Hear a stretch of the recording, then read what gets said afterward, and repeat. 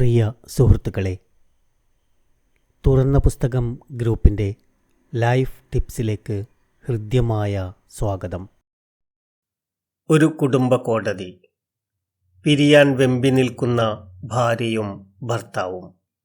പരസ്പരം കുറ്റപ്പെടുത്തലുകളുടെയും സ്വയം ന്യായീകരണത്തിൻ്റെയും വാക്പയറ്റുകൾ. ഇതിനിടെ ഭാര്യ പൊട്ടിക്കരഞ്ഞുകൊണ്ട് പറഞ്ഞു, ഇയാൾ എന്നും എന്നെ ഉപദ്രവിച്ചിട്ടേയുള്ളൂ. കല്യാണം കഴിഞ്ഞ് 5 വർഷമായിട്ടും സ്നേഹത്തോടെ ഒരു വാക്ക് പറഞ്ഞിട്ടില്ല. കുറ്റപ്പെടുത്തലും വേദനിപ്പിക്കലും മാത്രമാണ് എനിക്ക് കിട്ടിയത്. 5 വർഷം വേണ്ടതെല്ലാം വാങ്ങിക്കൊടുത്ത് കൂടെ കൊണ്ടു നടന്നത് സ്നേഹമില്ലാഞ്ഞിട്ടാണോ? ദേഷ്യക്കാരനായ ഭർത്താവിൻ്റെ വാക്കുകളിലും സങ്കടം നിറയുന്നു. ഒടുവിൽ അയാൾ തേങ്ങലോടെ പറഞ്ഞു, വാക്കുകൾ കൊണ്ട് എനിക്ക് സ്നേഹിക്കാൻ അറിയില്ല. തെറ്റുകണ്ടാൽ കുറ്റപ്പെടുത്തും. അത് സ്വാഭാവികമല്ലേ? തെറ്റുകൾ കണ്ടാൽ തിരുത്തുന്നത് നല്ലതു തന്നെ. പക്ഷേ ശരി ചെയ്യുമ്പോൾ നിങ്ങൾ ഭാര്യയെ അഭിനന്ദിച്ചിട്ടുണ്ടോ? വനിതാ ജഡ്ജിയുടെ ചോദ്യത്തിനു മുമ്പിൽ ഭർത്താവിന് മറുപടി ഉണ്ടായില്ല. സ്നേഹത്തോടെയുള്ള ഒരു വാക്കിൻ്റെ വില നോക്കൂ. അതിൻ്റെ കുറവ് മൂലം ഒരു കുടുംബം തന്നെയാണ് ഇല്ലാതായത്. വാക്കുകൾ നമ്മൾ കൂടുതലായി എന്തിനാണ് ഉപയോഗിക്കുന്നത്?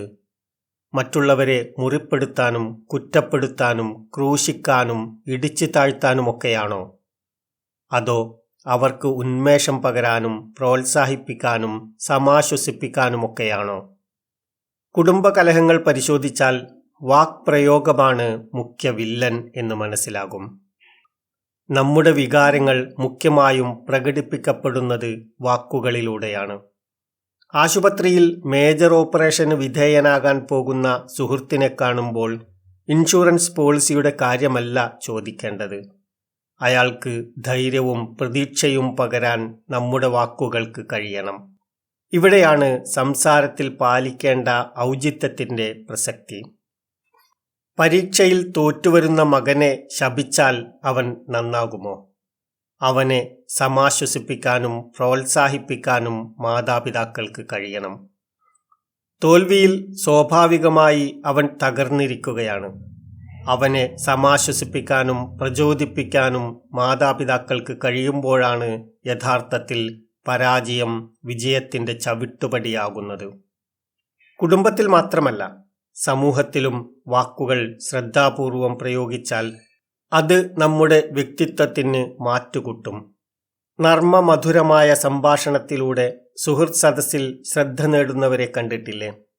എത്ര നേരം വേണമെങ്കിലും അവരെ ശ്രദ്ധിക്കാം. കേൾവിക്കാർക്ക് ആനന്ദം പകരുന്ന വാക്കുകളായിരിക്കും അത്. പ്രശ്നങ്ങൾ വരുമ്പോൾ പ്രചോദനം പകരാനും അവരുടെ വാക്കുകൾക്ക് കഴിയും. മറ്റു ചിലർ വായ തുറക്കുമ്പോഴേ ശ്രോതാക്കൾ ഒഴിഞ്ഞുപോകും. കാരണം എന്താണെന്ന് പറയേണ്ടതില്ലല്ലോ. നമ്മുടെ മനസ്സിൽ മായാതെ കിടക്കുന്ന ചില വാക്കുകളുണ്ട്. ചിലപ്പോഴത് നമ്മെ എക്കാലവും കുത്തിനോവിക്കുന്നതാകും. മറ്റു ചിലപ്പോൾ നാം സന്തോഷത്തോടെയും അഭിമാനത്തോടെയും മനസ്സിൽ കൊണ്ടു നടക്കുന്നതാകും. അതു പറഞ്ഞ സാഹചര്യവും വ്യക്തികളുമൊക്കെ നമ്മുടെ മനസ്സിൽ മായാതെയുണ്ടാകും. ഇതുപോലെ തന്നെ നാം പറയുന്ന വാക്കുകളും മറ്റുള്ളവരുടെ മനസ്സിൽ പലതരത്തിലാകും പതിയുക എന്ന് നാം തിരിച്ചറിയണം. വളരെ അശ്രദ്ധമായി നാം പറഞ്ഞ ഒരു കമന്റ് ഒരുപക്ഷെ ആ വ്യക്തിയുടെ മനസ്സിൽ ഉണങ്ങാത്ത മുറിവായി മാറാം. അഭിനന്ദനങ്ങൾ കേൾക്കാൻ നമുക്കിഷ്ടമാണ്. പക്ഷേ മറ്റുള്ളവരെ അഭിനന്ദിക്കാൻ നമ്മൾ പിശുക്കു കാട്ടും. നിങ്ങളുടെ കീഴുദ്യോഗസ്ഥൻ നിങ്ങളെക്കാൾ നന്നായി കാര്യങ്ങൾ ചെയ്തെന്നു വരും. അയാളുടെ കഴിവിനെ മനസ്സിൽ അംഗീകരിക്കുക, വാക്കുകൊണ്ട് പ്രകടിപ്പിക്കുക.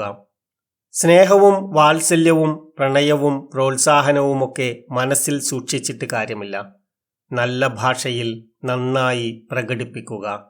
അത് പക്വത നേടിയ വ്യക്തിത്വത്തിൻ്റെ പ്രകടനമാണ്. ഇങ്ങനെ നല്ല വാക്കോതുവാൻ ത്രാണി കാട്ടുന്നവരാണ് യഥാർത്ഥ നേതാക്കന്മാരായി വളരുന്നത്. എല്ലാവർക്കും നന്മകൾ നേരുന്നു. നന്ദി.